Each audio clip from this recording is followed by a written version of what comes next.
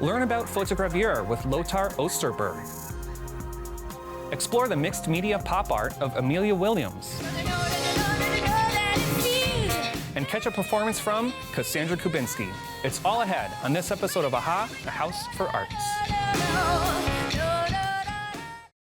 Funding for AHA has been provided by your contribution and by contributions to the WMHT Venture Fund. Contributors include the Leo Cox Beach Philanthropic Foundation, Chet and Karen Alpelka, Robert and Doris Fisher-Melisardi, and the Robeson Family Foundation. At M&T Bank, we understand that the vitality of our communities is crucial to our continued success. That's why we take an active role in our community. M&T Bank is pleased to support WMHT programming that highlights the arts, and we invite you to do the same.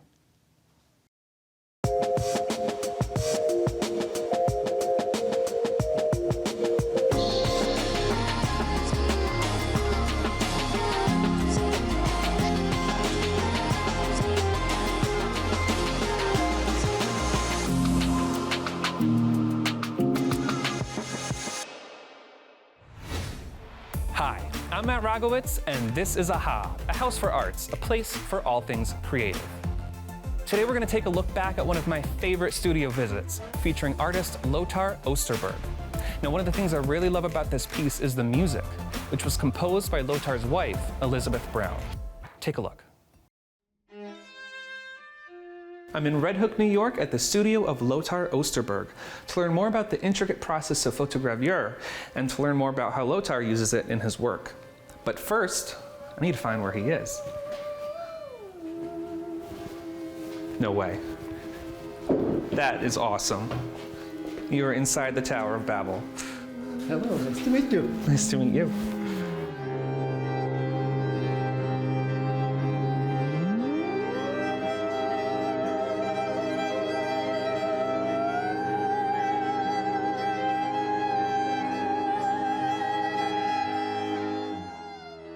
I am an artist working in printmaking, photography, and sculpture, and in various orders of those combinations. I never loved photography in art school because it always looked to me like it was just surface. And the surface just didn't interest me. And I loved the ink of printmaking. I loved paint. I loved the tactility of making art. And when I first learned photogravure, photography suddenly had that tactile quality for me, and I just suddenly fell in love. So, I have a plate here. Photogravure is a 19th century photographic printmaking process that etches a continuous tone image into a copper plate and then is inked up and printed like a regular etching onto rag paper, where you have a very deep, rich black in the shadows and very shallow, very light, transparent ink layers in the highlights and the midtones. So it's a really rich, beautiful, old printmaking process that very few people are doing.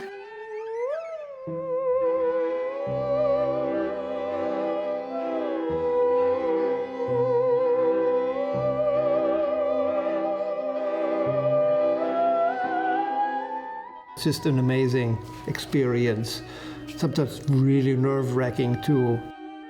But looks good to me.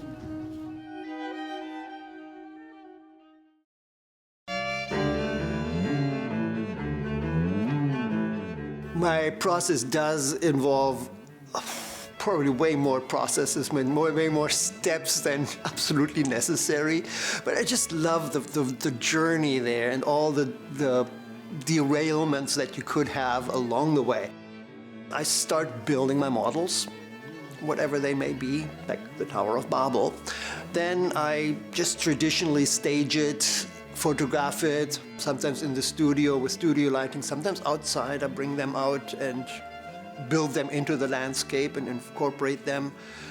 Once I have the photograph, I then start making decisions which ones to print. And I print all my photographs in the 19th century photographic process of photogravure.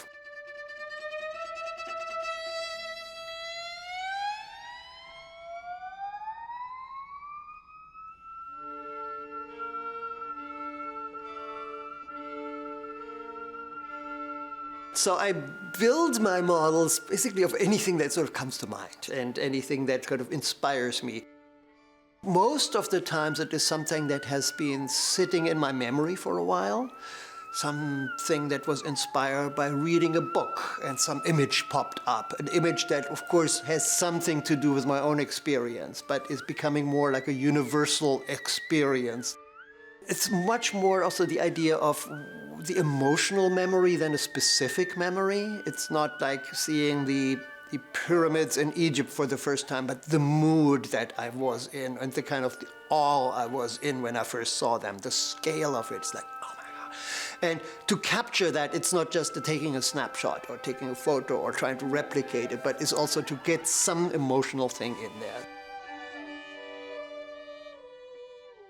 The materials could be very much that I'm on the beach and I see some kid building a sandcastle and say, oh my God, I could make my pyramids out of sand.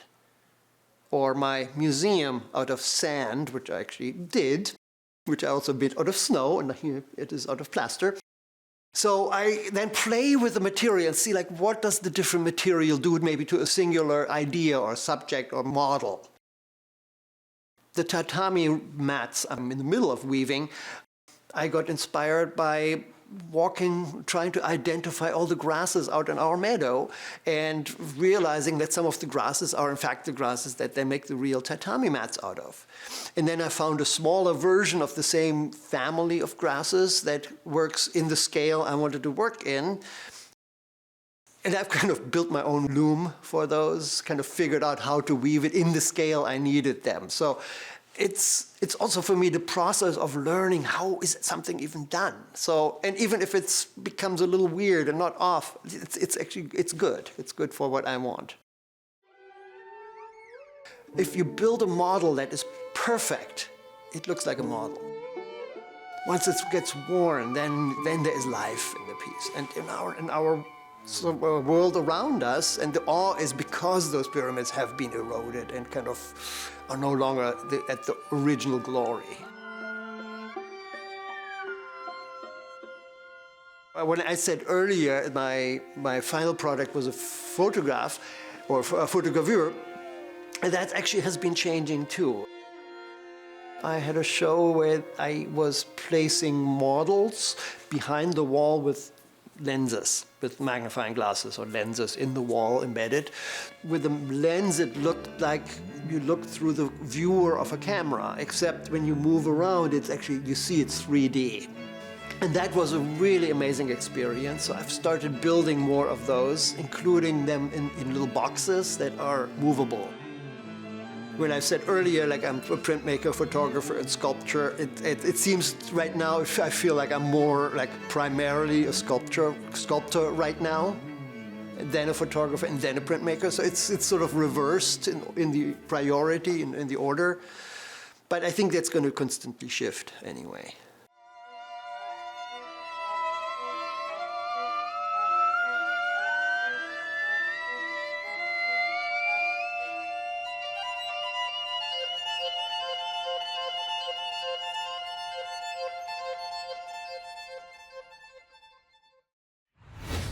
After a start in the fashion industry, Amelia Williams turned back to visual art, creating immersive street-inspired pop art installations. What does that mean?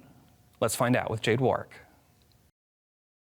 Welcome, Amelia, to House for Arts today. Hi, thanks for having me. Before we dive in deep to some of your installations and your work you're doing now, I want to give the audience a little bit of background about who you are as an artist. Yeah, so I worked in the fashion industry for about 15 years. I got my bachelor's degree in computer graphics and new media at the School of Technology in Johnson & Wales, Providence, Rhode Island, what up? And after that, I moved to Los Angeles and I pursued a career in fashion. And I first started out doing a lot of graphic design for branding, marketing, and then went into some design work and eventually went into styling and creative direction and production. Oh, wow, that's a lot. Mm-hmm. Yeah.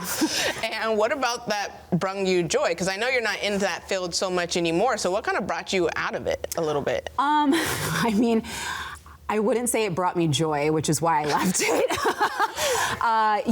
It was what I thought I wanted to do. I think some of it was kind of an ego move where I felt cool working in the fashion industry, and also just innately, I always loved photography and I always loved storytelling through that medium. So I felt like working on campaigns and being in the industry and working up towards doing a lot of like creative direction and things like that, that would be my outlet for my artistic abilities. But the further I got into it, I just felt more and more disillusioned by the industry. I was discouraged by a lot of the things that I would be hearing or experiencing myself. It's a very toxic environment.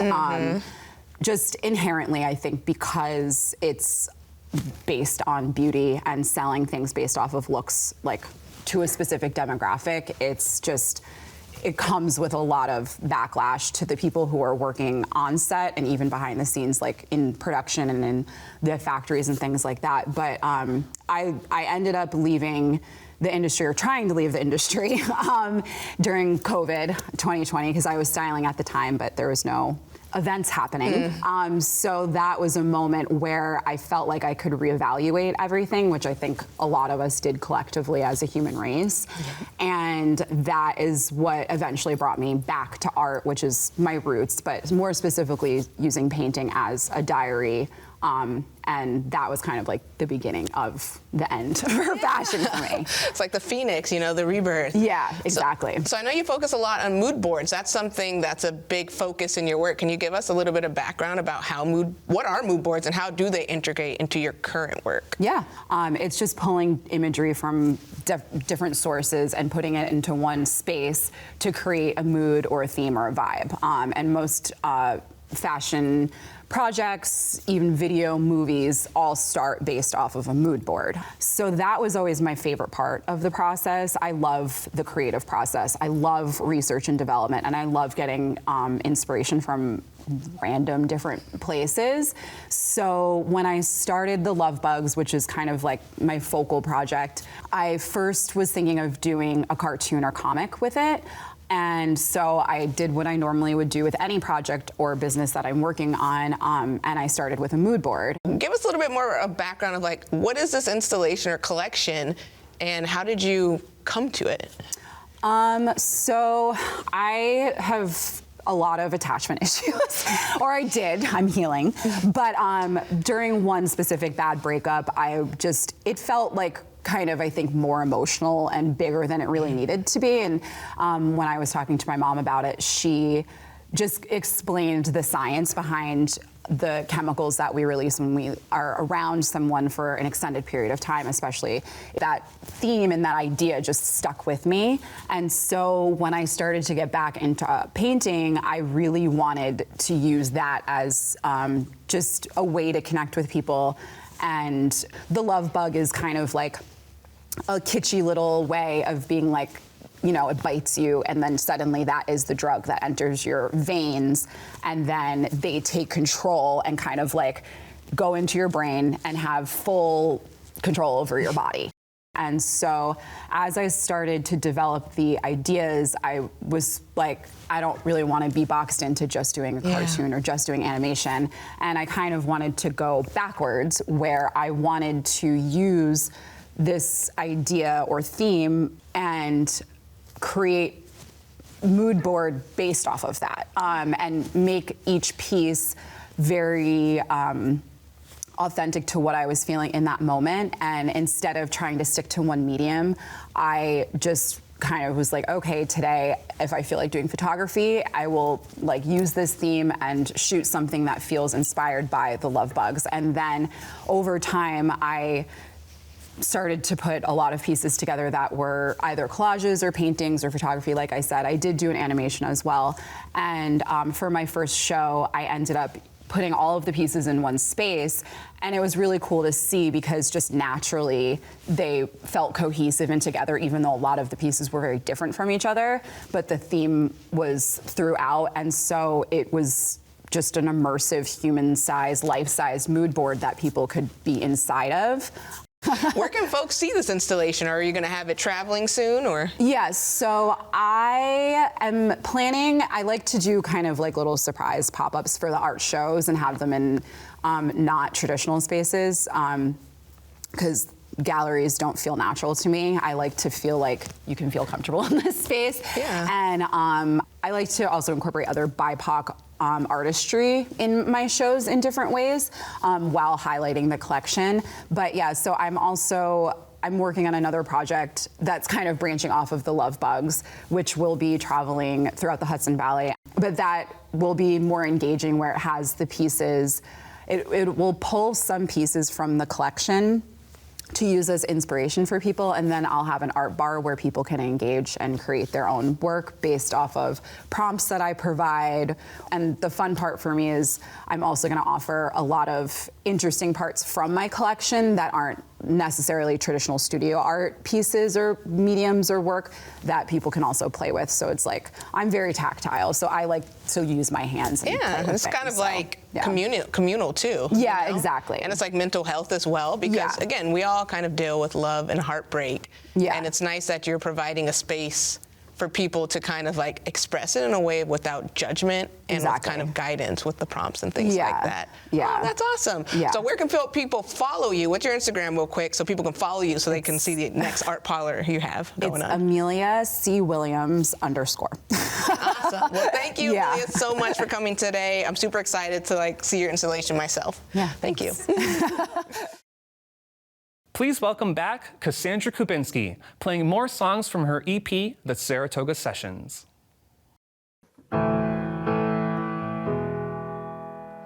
When the hurricane hit, we didn't see it coming. We said the tide's gonna shift, it's probably nothing. How could we have known it would overturn our world with every blow, crack open our hearts, send us back to the start, over and over and over again. Yeah, it's funny how the rear view can be clearer than what's right in front of you. Why is it always so true? You know what they say, hindsight is 20/20. Hindsight is 20/20. Hindsight is 20/20. I hope the price we paid is worth the lessons we learned. A new dream arrived while an outdated life burned.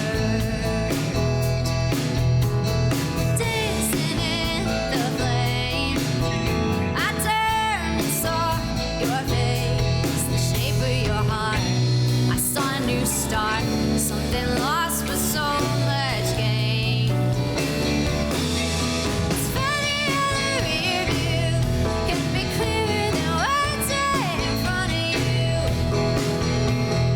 Why is it always so true? You know what they say, hindsight is 20/20. Yeah, hindsight is 20/20.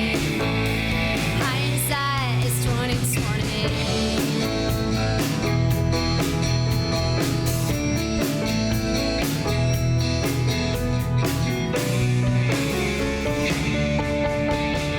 It's funny how the rear view can be clearer than what's right in front of you. Why is it always so true? You know what they say, hindsight is 20/20. Hindsight is 20/20. Hindsight is 20/20. Hindsight is 20/20. Yeah.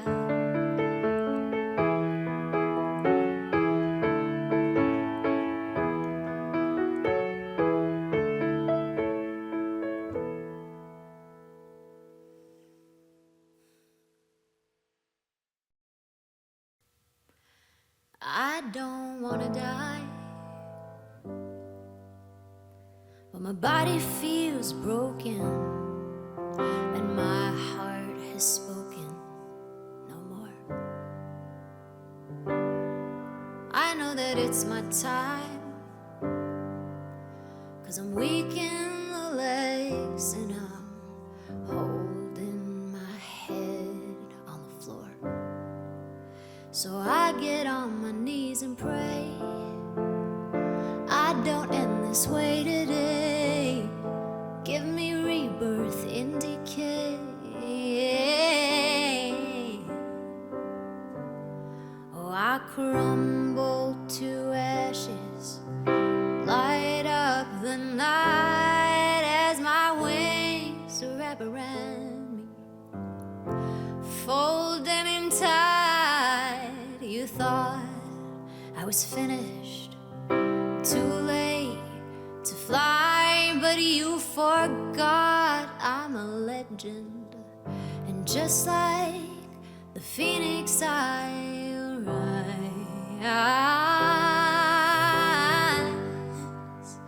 I'll rise.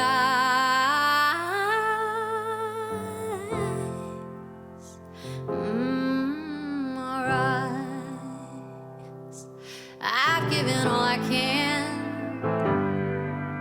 all I knew how to do, to my own self been true. And it's never enough for you, so now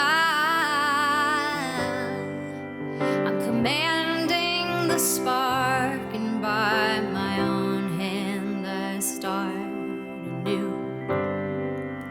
And I don't need your permission to see what I've been missing, to see a grander vision where I'm living free. Oh, I crumble to ashes, a light of the night as my wings wrap around me, folding in tight. You thought I was finished, too late to fly, but you forgot I'm a legend, and just like the phoenix, red and blue and gold, spirit never grows old. With each incarnation, every transformation makes me stronger, brighter, wiser than ever before. Oh, yeah, I crumble to ashes, light up the night as my wings wrap around me, falling inside. I thought I was finished, too late to fly, but I forgot I'm a legend, and just like the phoenix I'll rise.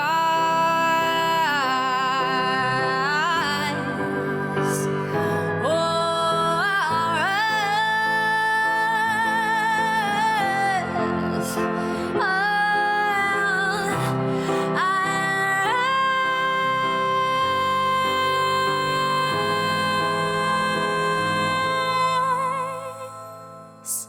Like the phoenix,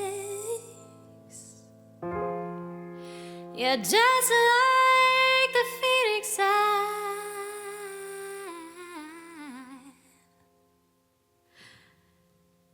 I'll rise.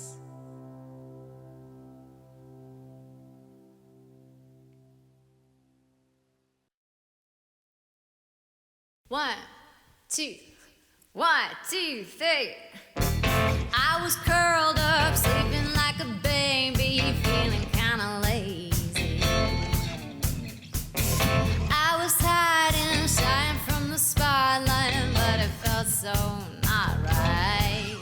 Now I'm coming out of my cage, kids is ready to play, so give her a stage. I'm fierce, now I'm breaking all the laws, yeah. Now taking out my claws, yeah. the glitter on my paws, oh, I'm fierce. Now I'm strutting through my hood, yeah. They be staring like they should, yeah. And it all feels so damn good, so good to me.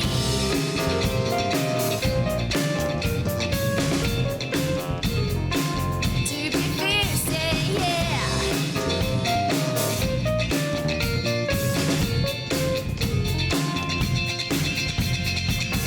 I'm so turned up, plugging into power, rolling like a flower.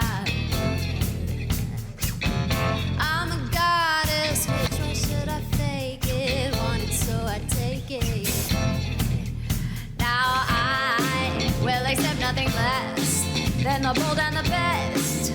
But this lioness is fierce. Now I'm breaking all the laws, yeah. Now I'm taking out my claws, yeah. Got the glitter on my paws, oh, I'm fierce. So I'm strutting through my hood. They be staring like they should. And it all feels so damn good, so good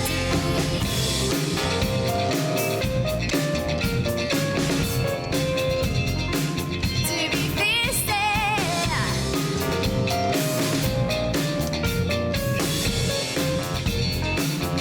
Now listen, I'm a queen, I'm a queen, I'm a queen. Have you seen, have you seen, have you seen? I'm a queen, I'm a queen, I'm a queen. Have you seen me, queen? Oh yeah. Now I'm breaking all the laws. Now I'm taking out my claws, yeah. Got the glitter on my paws, oh, oh, oh, I'm fierce. Now I'm strutting through my head. They be staring like they should. And it all feels so damn good. Yeah, it all feels so damn good. Yeah, it all feels so damn good, good, good, good, yeah. Don't let it feel so good, yeah. Don't you know that it feels so good, yeah. Don't you know that it feels good. Oh, break it down, here we go.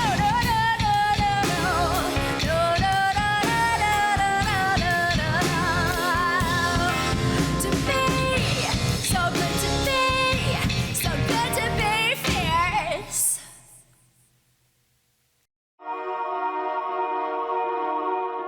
Thanks for joining us. For more arts, visit wmht.org/aha and be sure to connect with us on social.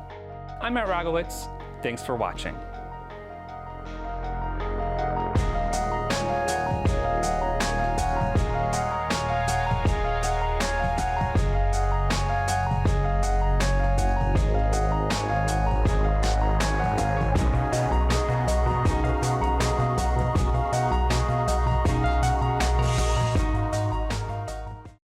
Funding for AHA has been provided by your contribution and by contributions to the WMHT Venture Fund. Contributors include the Leo Cox Beach Philanthropic Foundation, Chet and Karen Alpelka, Robert and Doris Fisher-Melisardi, and the Robeson Family Foundation.